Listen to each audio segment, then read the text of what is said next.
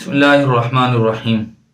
کسی صاحب نے سوال پوچھا ہے کہ ہم نے زکوٰۃ کے پیسے نکال کر رکھے تھے کہ زکوٰۃ ادا کر دیں گے، لیکن وہ پیسے گم ہو گئے، چوری ہو گئے، تو کیا اب ہمیں دوسری مرتبہ زکوٰۃ کے پیسے نکال کر زکوٰۃ ادا کرنی پڑے گی؟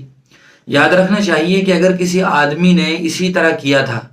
کہ اس نے اپنے پیسوں میں سے جتنی زکوٰۃ اس کے اوپر فرض ہو رہی تھی، بن رہی تھی، اتنے پیسے الگ نکال کر رکھ لیے کہ جیسے جیسے موقع ہوگا زکوٰۃ دے دوں گا، یا فلاں کو دینے کے لیے اس نے رکھ لیے، اب وہ پیسے گم ہو گئے یا چوری ہو گئے تو زکوٰۃ ادا نہیں ہوگی، اس کے لیے ضروری ہوگا کہ وہ دوسرے پیسوں سے زکوٰۃ ادا کرے۔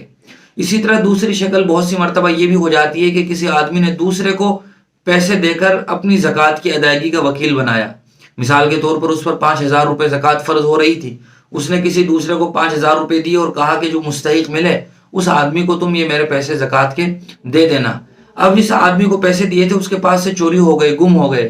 تو اس آدمی کے لیے ضروری ہے، یعنی وکیل کے ضروری ہے کہ وہ اس آدمی کو اطلاع دے کہ آپ نے جو پیسے مجھے زکوٰۃ کے دیے تھے وہ میرے پاس سے گم ہو گئے یا چوری ہو گئے ہیں، تو دوسرے پیسوں سے زکوٰۃ ادا کرنی ضروری ہوگی۔ اس صورت میں بھی صرف گم ہو جانے سے یا چوری ہو جانے سے زکوٰۃ ادا نہیں ہوگی۔